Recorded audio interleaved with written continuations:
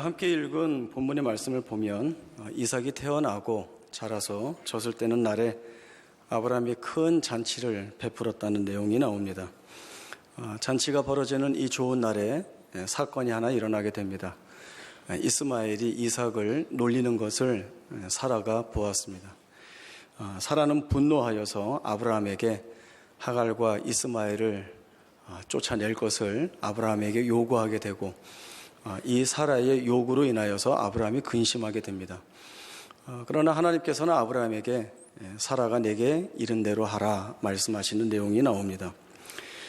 오늘 말씀이 지니고 있는 의미는 사라가 낳은 이삭과 하갈이 낳은 이스마엘 두 아들의 저변에 깔려있는 상속권에 대한 갈등이 표면화된 것에 대해 주목하고 있는 것도 아니고, 또 한 가정을 온전히 잘 다스리지 못한 아브라함의 무능력에 대한 이야기도 아닙니다.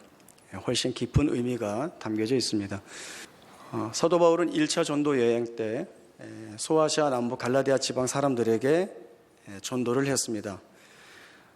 이들에게 가르친 것은 분명합니다. 율법을 지킴으로 구원을 받는 것이 아니라 우리 죄를 대속하신 예수 그리스도를 믿는 그 믿음으로 구원을 얻는다. 바로 이 복음을 증거하였습니다. 많은 갈라디아 사람들이 이 복음을 믿었고 교회가 부흥하였습니다. 그러나 시간이 얼마 지나지 않아서 사도 바울이 듣게 된 갈라디아 교회의 소식은 암울한 내용이었습니다. 유대 율법주의자들이 갈라디아 교회 안에 들어와서 미혹된 내용을 가르쳤고, 갈라디아 성도들이 이 미혹된 내용에 따라갔다는 것입니다. 복음을 버리고 율법 아래로 다시 들어갔다라고 하는 것입니다.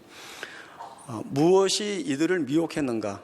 유대 율법주의자들의 가르침은 예수만 믿어서 구원을 받을 수 있는 것이 아니라 예수 믿는 것 외에 구약에서 약속한 율법의 내용들을 순종해야, 따라야 마침내 의에 이룰 수 있다라고 하는 가르침을 준 것입니다. 그래서 안식일을 지킨다든지 절기를 지킨다든지 대표적으로 할례를 받아야 완전한 구원에 이룰 수 있다라고 하는 이러한 가르침을 주었습니다. 그러나 사도 바울은 분명하게 율법이 아니라 믿음이라고 이야기를 하고 있습니다. 같은 갈라디아서 2장 16절에 이 믿음이라고 하는 내용에 대한 분명한 사실을 말씀하고 있습니다. 갈라디아서 2장 16절입니다. 사람이 의롭게 되는 것은 율법의 행위로 말미암음이 아니요 오직 예수 그리스도를 믿음으로 말미암는 줄 알므로 우리도 그리스도 예수를 믿나니 이는 우리가 율법의 행위로서가 아니고 그리스도를 믿음으로써 의롭다함을 얻으려 함이라. 율법의 행위로서는 의롭다함을 얻을 육체가 없느니라. 이신득의, 사람이 의에 이르는 것은 행위가 아니라 믿음이다라고 하는 내용을 분명하게 이야기합니다. 그러면서 사도 바울은 과거 아브라함의 생애를 통하여서 그가 어떻게 의로운 자리에 서게 되었는가라고 하는 내용을 이야기하면서 하나의 증거로 삼고 있습니다. 아브라함에게는 하나님을 만족하게 할 만한 이유나 조건, 열심이 있었던 것이 아니라 하나님이 아브라함을 의로 정하신 것은 하나님께서 의롭다고 선언하셨기 때문에, 하나님의 주권적인 은혜에 기인하여서 하나님이 그렇게 정하셨기 때문에 그가 의롭게 되었다라고 하는 것이 사도 바울의 증언입니다. 갈라디아서 3장 10절 이하에서 설명하고 있듯이 율법 행위에 속한 자들은 저주 아래에 있습니다.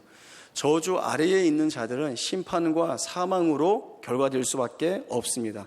그러나 예수 그리스도께서 우리 대신 율법의 저주를 받으시고 속량하셨기 때문에 그로 인하여서 우리가 자유케 되었고, 또 이는 아브라함의 후손으로 오는 모든 자들에게 아브라함이 받은 복과 같은 은혜를 부어주시는 하나님의 작정하심에 있다라고 하는 것이 바로 이 사도 바울의 주장이 되는 것입니다. 사도 바울이 말하고 있는 갈라디아서 4장을 보면 아브라함에게 두 아들이 있습니다. 이스마엘과 이삭입니다. 이스마엘과 이삭 두 사람은 다 아브라함의 아들입니다. 그러나 두 아들에게 분명하게 다른 차이가 있습니다. 하나는 종의 여인인 하갈에게서 태어나 종의 신분을 이어가고 있는 이스마엘이고, 또 하나는 자유 있는 여자인 사라에게서 태어나 상속자로 세워진 이삭입니다.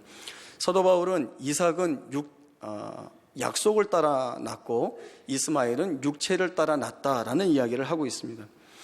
이스마엘은 자식이 없는 가운데 하나님의 약속을 기다리지 못한 아브라함이 사라의 권유를 받고 하갈을 통하여서 얻은 아들입니다. 이것은 지극히 인간적인 방법입니다. 인간적인 방법이라 함은 자기가 할 수 있는 수단을 동원하여서 자기가 원하는 결과를 만들어냈다라고 하는 것이죠. 아브라함에게 있어서 이스마엘은 자기 뜻과 자기 열심이 만들어낸 결과입니다. 반면에 이삭은 어떻습니까?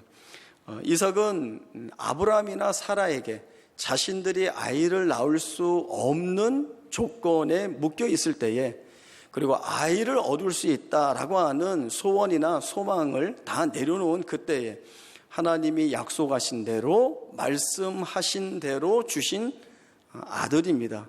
그래서 이 이삭은 약속의 아들로 받은 것이죠. 구원, 은혜로 주어지는 것이라고 하는 것들이 바로 이러한 것들입니다.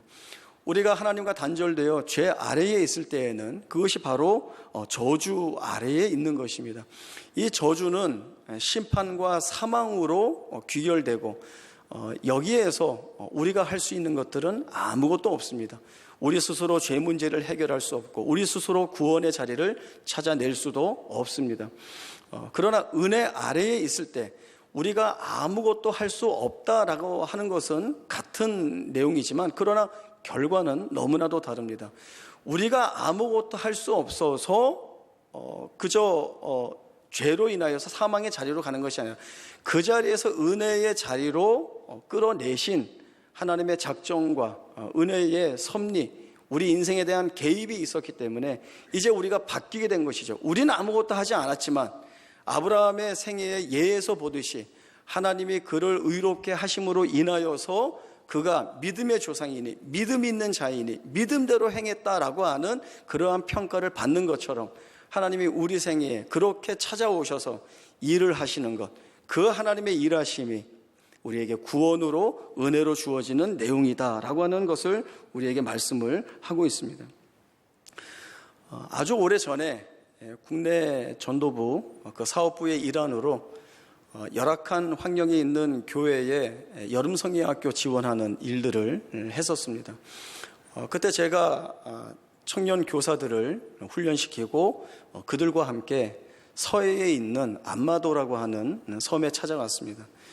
거기에 가서 아이들과 함께 여름성경학교를 했습니다. 성경을 가르치고 말씀을 나누고 또 축구도 하고, 또 섬이니까 바닷가에 나가서 물놀이도 하고 맛있는 것도 먹고 아주 좋은 시간들을 보냈습니다.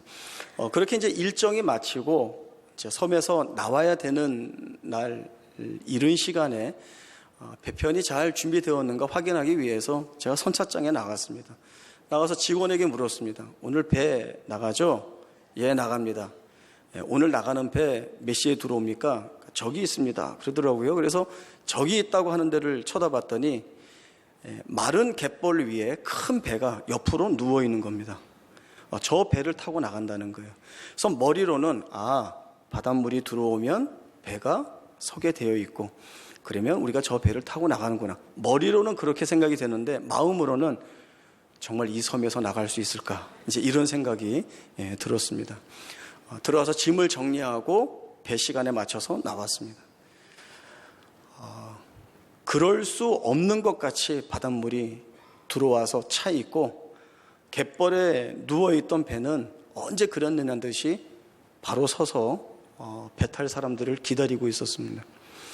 아주 오래전 일인데 그때 머릿속에 생각났던 한 문장이 계속 되뇌이고 지금도 분명하게 생각이 납니다. 그때 그 모습을 보고 제가 제일 처음에 들었던 생각은, 은혜가 밀고 들어오면 무엇이든 바로 서겠구나 라고 하는 생각이었습니다. 그 큰 배를 바로 세울 수 있는 것은 바닷물이 들어오는 것 외에는 없습니다. 다른 방법으로 그 배를 세운다는 것은 생각할 수 없는 일이죠. 바닷물이 들어와야 그 배가 세워집니다. 그리고 바닷물이 들어오는 것은 누구도 막을 수가 없습니다. 사람이 1000명, 10,000명 서서 그 막아선다 하여도 그 바닷물이 밀고 들어오는 것을 막아낼 수 없죠. 하나님의 구원이 우리에게 그렇게 임하고 있습니다. 우리가 아무리 저항하는 것 같아도 우리가 한 거 할 수 없는 하나님의 은혜가 우리의 삶 가운데 들어오는 것이죠. 이 세상에 여러 가지 기적이 있다라고 하는데 제일 큰 기적은 내가 하나님을 믿고 있다라고 하는 것이 기적입니다. 하나님을 믿고 있으려면 여러 내용들에 대한 인정과 거기에 대한 수긍이 있어야 됩니다. 하나님이 계시다는 것, 내가 죄로 인하여서 죽을 수밖에 없는 존재라는 것, 나 스스로는 구원을 만들어낼 수 없다는 것, 이 구원은 하나님이 주셔야 된다는 것, 이 모든 사실들이 믿어져야 내가 하나님을 믿는 것입니다. 하나님의 은혜의 개입이 없이는 하나님이 계시다는 것, 내가 죄인이라는 것, 그래서 구원이 필요하다는 것, 이 사실을 깨달을 수 없습니다. 우리가 어떻게 이 고백을 합니까? 하나님의 창조의 능력이 우리의 생애에 꿰뚫고 들어와서 우리가 말할 수 없는 고백을 하도록 만들어내셔야 우리가 이 고백을 하는 것이죠. 아브라함이 의로워서 믿음의 조상으로 부름받은 것이 아니고 그의 인생에도 수많은 실패와 잘못과 그리고 잘 못하는 것과 망하는 것들이 많이 있었지만 그때마다 하나님이 너 왜 믿음을 갖지 못하느냐라고 추궁하시거나 나무라시는 것이 아니라 매번 찾아오셔서 말씀하여 주시고 그 말씀을 통하여서 설득하시고 그리고 그 설득을 통하여서 마침내 아브라함으로 하여금 항복하게 하시는 하나님의 일하심, 하나님의 역사가 있었던 것 아닙니까? 그 하나님이 같은 약속 안에서 부름받고 있는 우리의 생애에 우리를 그 아브라함이 받는 복과 같은 자리에 세우셔서 아브라함이 이제는 그 하나님을 바로 알아 믿음이 아니고는 다른 고백을 할 수 없는 자가 되었듯이 우리에게도 그 믿음을 고백하는 자로 세워주셨다라고 하는 것이죠. 우리가 한 것 아닙니다. 하나님이 하신 것입니다. 그러면 하나님이 그 말할 수 없는 은혜를 우리에게 담아주셔서 우리를 바꾸어 내시고 우리를 하나님 앞에 살게 하셨다고 한다면 우리가 그 하나님 앞에서 어떻게 살아야 되는가? 우리가 가지고 있는 부담은 늘 하나님 앞에 서야 하기 때문에 거룩과 성결의 내용, 모습을 가져야 된다는 것이죠. 그러니까 자꾸 이 죄를 씻어내는 일에 몰두합니다. 내가 잘못한 것이 없이 내가 순결한 모습으로 내가 정결한 상태로 하나님 앞에 나아가야 되지 어떻게 더러운 모습으로 나가야 되는가? 이게 있어가지고 늘 전전긍긍하고 또 어려워하고 힘들어하는 것이 우리가 가지고 있는 모습이죠. 하나님 그러지 말랍니다. 우리에게 죄가 가득 찼을 때 하나님의 개입이 아니면 저주와 심판과 사망에서 헤어서 나올 수 없는 그 모습일 때 하나님이 우리를 찾아오셔서 구원하신 거죠. 깨끗할 때 찾아오지 않았습니다. 순결할 때 찾아오지 않았습니다. 그래서 우리가 제일 먼저 하나님 앞에서 가져야 되는 건 그 부르심에 대한 감사이고 그리고 우리에게 부여해 주신 그 하나님의 택한 자녀, 은혜의 자리에 세워진 약속의 자녀라고 하는 것에 맞는 즐거움, 기쁨, 이건 누리고 사는 겁니다. 하나님이 그것이 우리에 대한 제1의 목적입니다. 저희 큰애가 한 3살쯤 됐을 때 그 엄마 설거지 도와준다고 설거지 하겠다고 나선 적이 있었어요. 키가 작으니까 싱크대 위에 올라가서 그 위에서 쭈그리고 앉아서 설거지를 막 하는 겁니다. 이제 그 모습을 보고 저와 아내는 야, 벌써 아들 덕을 보는구나. 우리 아들 효자네. 훌륭한 아들을 둬서 엄마 아빠는 너무 기쁘다. 박수도 치고 사진도 찍어주고 그랬습니다. 그러니까 얘는 더 신나가지고 막 설거지를 하더니 설거지 마치고는 스스로 너무 뿌듯해하면서 자기 방으로 들어갔습니다. 그 다음에 뭐 해야 될까요? 그릇 다시 다 꺼내서 닦아야죠. 그게 깨끗이 닦아졌겠습니까? 3살짜리가 했는데 다시 다 꺼내서 다시 닦고 다시 헹구고 비누기 덜 헹궈진 거 다시 하고 일이 2배, 3배로 늘고 훨씬 번거로워졌죠. 그러나 기쁩니다. 근데 뭐가 기쁠까요? 이제 여기서 나눠지는데 물론 아이가 엄마 돕겠다고 나선 것이 기쁘고 대견합니다. 그러나 훨씬 본질적인 근본적인 기쁨은 무엇입니까? 그냥 그 애입니다. 그 애예요. 내가 사랑하는 아이, 내 사랑의 대상, 다른 이유나 조건을 붙여서 사랑하는 게 아니라 그냥 내 아이, 내가 사랑하는 아이, 그걸로 밖에는 다른 설명이 필요 없는 것이죠. 하나님이 우리를 택하시고 하나님 앞에 부르신 것은 우리를 사랑의 대상으로 삼고 있습니다. 제1목적이에요. 물론 우리를 통하여서 이루실 일들이 있습니다. 그러나 하나님이 아브라함을 부르시고 아브라함을 항복시킴으로 인하여서 그를 믿음의 사람으로 만들어내시고 이제 믿음이라고 하는 것 아니고는 하나님 앞에 다른 반응을 내지 않는 사람이 되어서야 이 아브라함을 통하여서 천하 만민이 복을 받는 것입니다. 아브라함이 만들어지지 않고 준비되지 않았는데 무조건 그를 매개체로 해서 일하시지 않습니다. 아브라함이 제1이었고 그 다음에야 그를 통하여 천하 만민이 복을 받은 것입니다. 하나님이 우리에게 그렇게 일하시죠. 하나님 우리에게 나 자신이 제1의 관심의 대상이십니다. 사랑의 대상이십니다. 나를 사랑하시고 그래서 나를 찾아오셔서 부르시고 언약의 자손, 약속의 자손이라고 하는 이름으로 우리를 그 앞에 세워주신 것입니다. 그리고 우리의 생애에 간섭하시죠. 우리도 아브라함처럼 수많은 실패와 잘못과 또 그 실수를 반복하고 있습니다.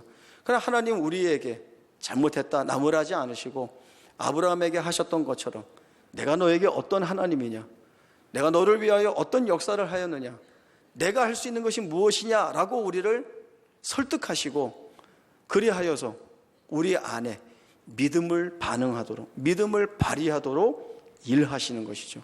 그 하나님의 일하심이 우리를 바꾸어냅니다.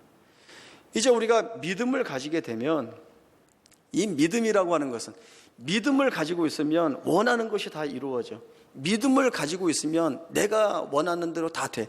이게 아니라 믿음이라고 하는 것은 그 어떤 것으로도, 그 어떤 것이라고 하는 것이 우리가 아니면 하는 고난이나 고통, 실패와 좌절, 절망, 공포, 슬픔이라는 것들이 우리를 하나님과 묶여있는 약속의 아들, 약속의 후손, 아브라함과 같은 복의 자리에 세워주신 자라고 하는 이 관계를 그 무엇으로도 깨뜨리고 무너뜨릴 수 없다라고 하는 이 고백, 이 신앙이 바로 우리의 믿음인 것이죠. 이 믿음의 고백을 통하여서 이제 우리가 달라져야 하는 것들이 대단히 많이 있습니다. 우리가 보는 것들, 우리가 생각하는 것들, 우리가 의지적으로 결정해야 되는 것들이 다른 수단이나 조건을 동원하여서 가늠하고 앞뒤를 따지고 하는 것이 아니라 믿음이라는 것이 우리 안에서 어떠한 결정과 어떠한 생각과 어떠한 의지를 드러내게 하는가, 나 스스로 돌아보아야 되는 것입니다. 우리 눈에는 실패고 실수고 절망이지만 하나님은 그것으로 쓰지 않으신다는 것이죠. 그 안에서조차도 하나님이 만들어내시는 것으로 인하여서 우리를 무너뜨리지 않게 만드신다라고 믿는 것이 바로 믿음인 것입니다. 하나님이 이 일을 하시죠. 하나님 또 이 일을 하시는데 실패하지 않으십니다.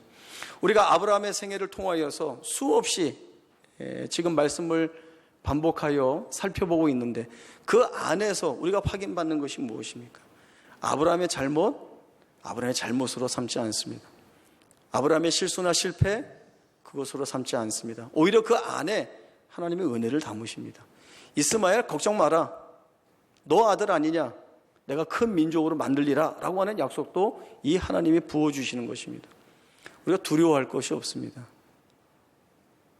오로지 우리에게는 그 은혜 안에 불러주신, 아무리 내가 저항하고 아무리 내가 싫다 해도 하나님이 정하신 이상 너 내 아들이야, 내 자녀야, 내가 너 생애에 들어가서 너를 바꾸어내고야 말 거야 라고 하는 대상으로 삼으셔서 찾아오신 이상 우리는 이 약속의 자손이라고 하는 이름을 떼어낼 수 없는 것입니다.